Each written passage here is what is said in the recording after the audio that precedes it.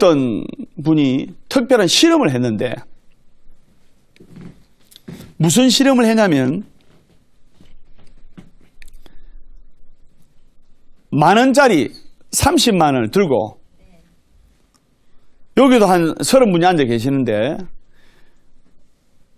이제 동네 이제 뭐 아저씨건 아주머니거든 이제 나오실 시간이 보통 8시, 9시 아닙니까? 아침에.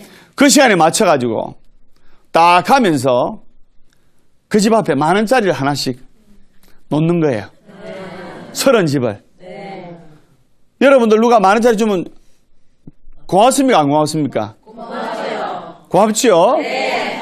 가만히 지나가는데 10,000원짜리 주면 너무나 감사하고 너무나 고마운 거예요.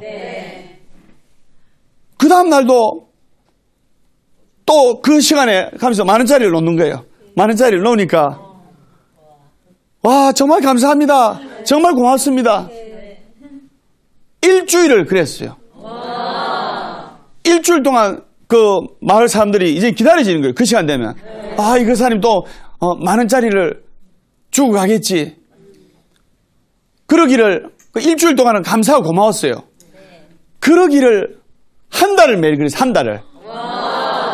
한 달을 매일 그러니까 첫날에 그 받았던 감사함이 사라지고 어느새 그 동네 사람 30가구의 동네 사람들한테는 일상이 돼버린 거예요. 당연한 일상이 된 거예요. 한 달쯤 지나니까 당연하게 그냥 자기 돈 같이 집어넣는 거예요. 한 달을 그러다가 32일째 되는 날부터 그분이 딱 그 시간에 돈을 주시는 그분이 지나가다가 돈을 안 주고 지나가는 거예요. 돈을 안 주고. 그러니까 그 마을 사람들이, 동네 사람들이 그 돈 주는 남자한테 항의하는 거예요.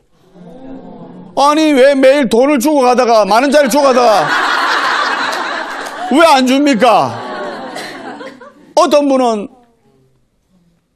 왜 내 돈 10,000원 안 주는 거예요? 이렇게 불평불만으로 가득하게 된 겁니다.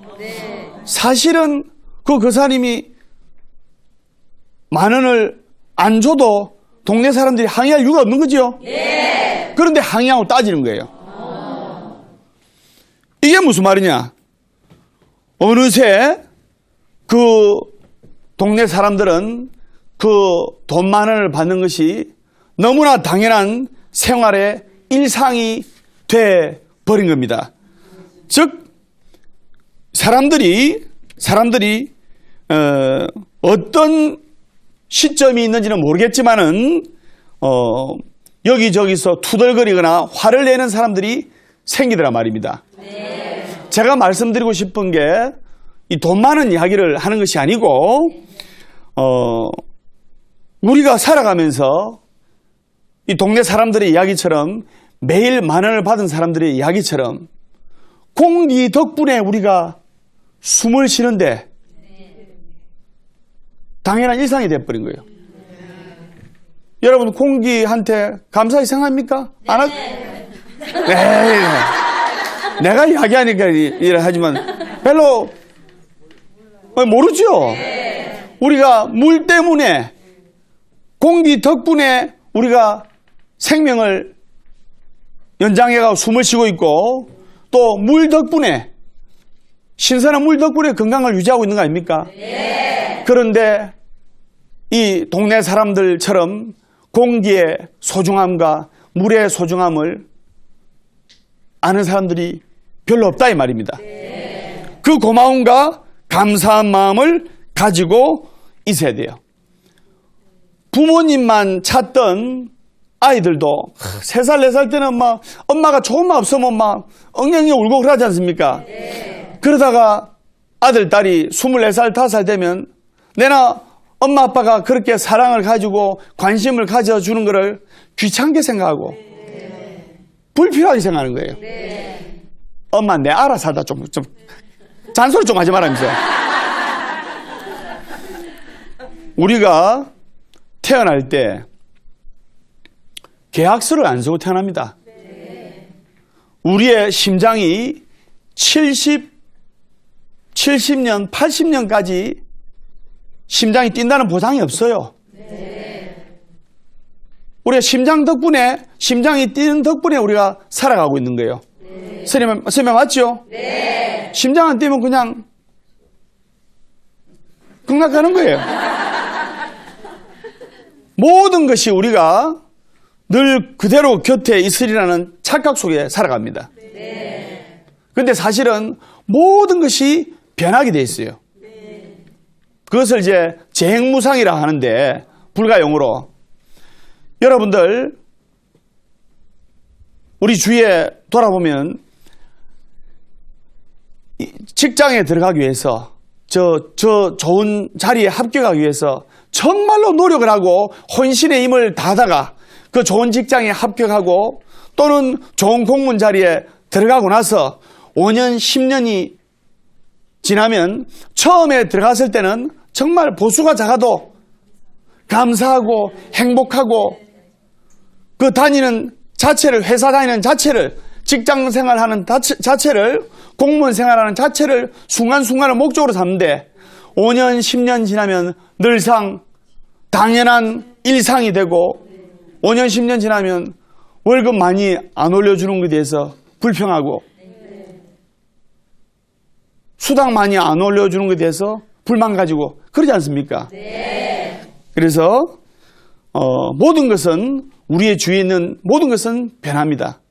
여러분들과 평생을 같이 살 것 같은 남편도 50년 후면 이렇게 50년 후면 한 장의 사진으로 남는 수가 있습니다. 여러분이나 저나 50년 후면 한 장의 사진으로 남아요. 근데 제가 좀 더 오래 살 겁니다. 예. 건강하게. 그래서 따라서 내가 누리는 모든 것들의 순간순간을 목적으로 삼고 내가 누린 모든 것들을 감사하게 생각을 해야 한다 이 말입니다. 네. 그래야 인생을 잘 살 수가 있는 거예요. 이 좋은 말이고 따라해 보세요. 합장하시기 바랍니다. 공기님 감사합니다. 공기님 감사합니다. 물님 감사합니다. 물님 감사합니다. 여보 감사합니다. 여보 감사합니다. 네, 합장 바로 해주세요. 합장 풀어주세요. 자, 선을 보시고 그리고 행복도 불행도 내가 만드는데 행복도 불행도 내가 만듭니다. 불행해지는 것도 내 탓, 행복해지는 것도 내 탓인데 어느 여자분이 결혼하고 나서 이제 애를 연년생으로 둘을 낳았는데 한 명은 이제 19살 아들이고 한 명은 20살 딸이었어요. 근데 남편은 허구한 날 술만 먹고 이제 늦게 들어오고 뭐 안 들어오고 월급 봉투도 잘 안 갖다 주고 부처님 계실 때의 이야기입니다. 그래서 인생이 재미가 없어서 인생을 하직하려고 부처님한테 찾아갔어요. 부처님 찾아가서 부처님 제가 인생 사는 게 너무나 지옥 같고 괴롭고 재미도 없고 남편은 허구한 날 술주정이고 아이들도 막 나가면 잘 안 들어오고 그래서 이승을 하직하고 싶습니다. 근데 부처님 곁에 있으면 부처님 곁에 부탁하고 이승을 하직하면 이제 극락할 수 있겠죠? 이래 물은 거예요. 그래서 부처님께서 그래 내가 네 극락으로 보내줄 테니까 네가 죽기 전에 3가지만 내 시키는 대로 할 수 있겠니? 아이고 부처님 이 지긋지긋한 집안을 탈출하는데 내가 극락하는데 3가지가 아니고 30가지도 할 수 있습니다 부처님. 그래 그러면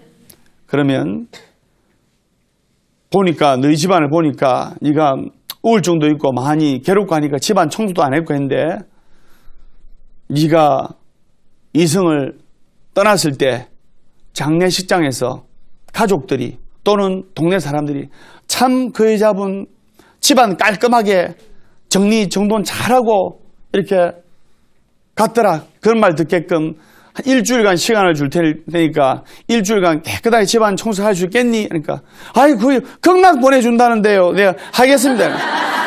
일주일간을 막 법담 선생님 머리처럼 뭐 깨끗하게 닦은 거예요. 썰고 닦은 거예요. 부처님 시킨 대로 했습니다. 깨끗하지요? 그래 잘했다. 그러면 이제 2가지 남았는데 한 가지만 더 시킨 대로 해라. 예. 왜 뭡니까 부처님? 그대가 장례식장에서 초상이 나가지고 한 장의 사진으로 남았을 때 그대 남편이 내 아내가 정말 내한테 잘했고 소중한 아내였는데 그 생각이 들게끔 일주일간을 열심히 마음에 내키지는 않겠지만 남편을 위해서 최선을 다하고 빨래도 좀 다리주고 내줘도 잘해라 이렇게 했어요. 부처님 마음에 내키지는 않겠지만 극락 간다는데 내 일주일 하겠습니다. 새벽 1시 2시에 술이 거나게 취한 남편이 오면은 막 못 살아 인간아 못 살아 이러다가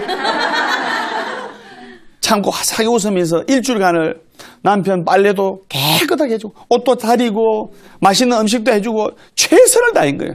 웃으면서 2가지를 했죠. 부처님 시킨 대로 마음에 들지 않는 남편이었지만 최선을 다했습니다. 그래 잘했다. 그럼 이제 마지막으로 3가지 중에 이제 1가지가 남았지 않냐. 아이고 하겠습니다.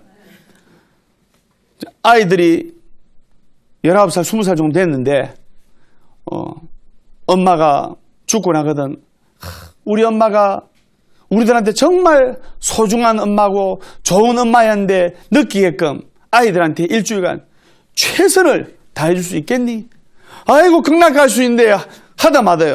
일주일간을 아이들하고 좋은 이야기도 하고 또 아이들 학교 다니면 학교 이야기도 하고 친구 이야기도 같이 들어주고 맛있는 음식도 해주고 그전에는 뭐 공부 안 한다고 애들한테 짜증내고 하다가 니는 이 아빠 닮아서 그렇구나 막 이렇게 하다가 웃으면서 따뜻하게 대해주고 이랬어요. 이러니까 아이들도 너무나 좋아하는 겁니다. 그래서 약속한 일주일 흘렀어요. 근데 부처님이 이제 나타나셔가지고 자 이제 약속한 시간이 됐다. 내하고 극락을 가자. 이제 이성을 하직을 해야 되지 않겠까 극락 가자. 이러니까 뒤를 딱 돌아보니까 너무나 깨끗한 집안, 화사한 남편의 흐뭇한 미소, 아이들의 행복한 모습, 너무나 자기 집안이 행복하고 자기 집안이 극락으로 느껴지는 거예요. 부처님 저 부처님 따라 극락 안 가고 집에서 남편 지금처럼 남편 내조하고 아이들 잘 키우고 뒷바라지하고 하면 안 될까요? 그러면 이게 바로 극락 같은데요. 이렇게 이야기를 하니까 부처님께서 그래 이제 알았느냐?